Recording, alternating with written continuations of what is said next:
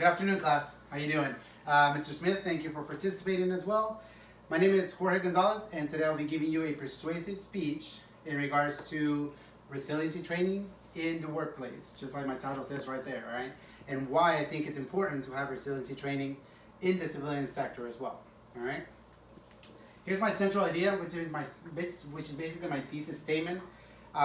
It's basically why I think it's a good idea to incorporate resiliency training into the civilian sector, just as we have it for DA civilians and military personnel in the Army.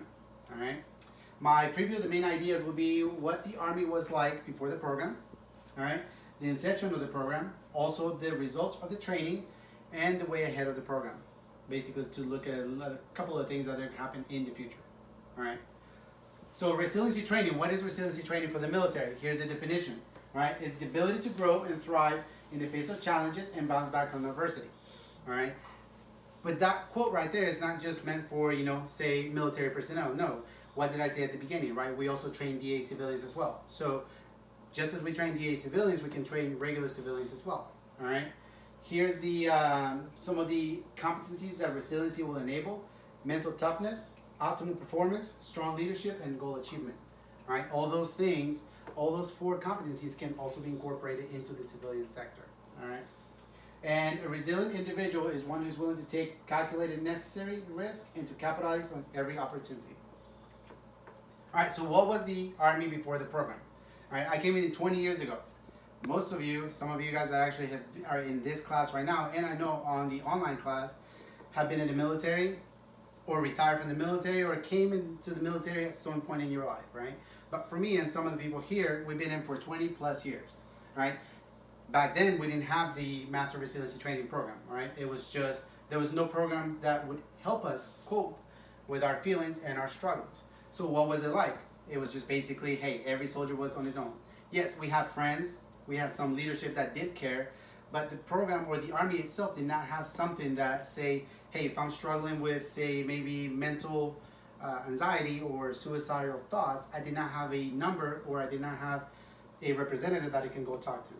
All right, that came at a later time, and that's why they decided to incorporate this program into the military, because they thought it would be very helpful for soldiers, right? And like I said, the Army did not have any programs that help soldiers deal with the problems. Nowadays we do. All right, so the inception of the program. This program was created by Penn State University. All right, Penn State University decided to create a program, a resiliency program for their civilian population, for their school even, right? The Army recognized that their program was really good, that they talked to with Penn State, and they decided to do a collaborative program where they would train military personnel to be trainers, and then therefore train other military personnel, and that's when it started in 2009. All right. Results of the resiliency training: over 55,000 soldiers have been trained since 2009.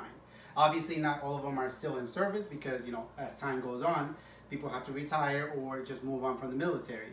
But overall, we have had 55,000 trainers, right? People like myself and others that are qualified, level 1, certified to teach people like you, about the master or about the resiliency training at different units and different locations.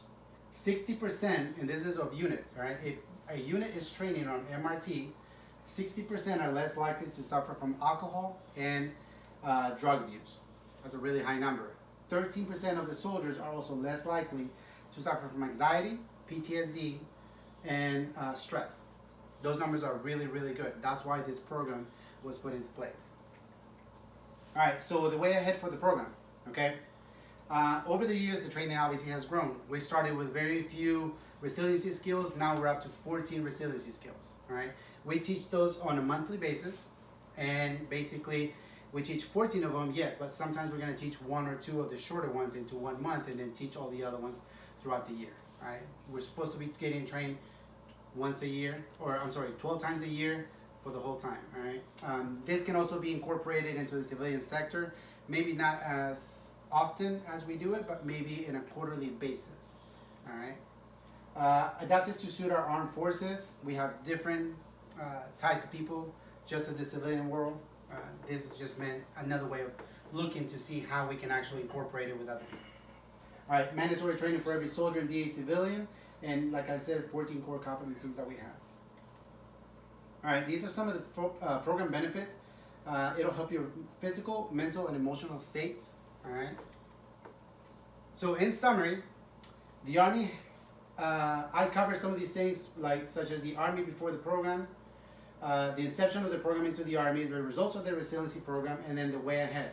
All right. This program is also not just built to help with military problems or military stress, but also to help deal with, DA civilians. And this is why I think it would be a good thing for any employment or any job out there in the civilian sector to incorporate this, because it can help with all those things. All right. So if there's no questions, this concludes my speech. Thank you very much.